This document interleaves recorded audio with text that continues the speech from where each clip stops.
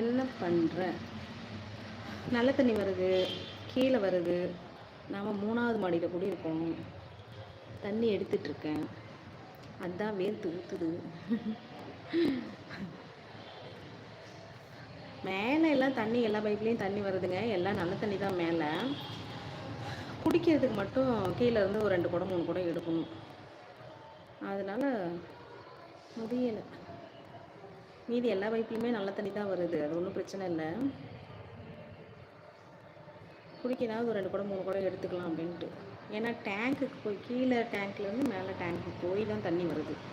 அது குடித்தாலும் மனசு வைக்க மாட்டேங்குது.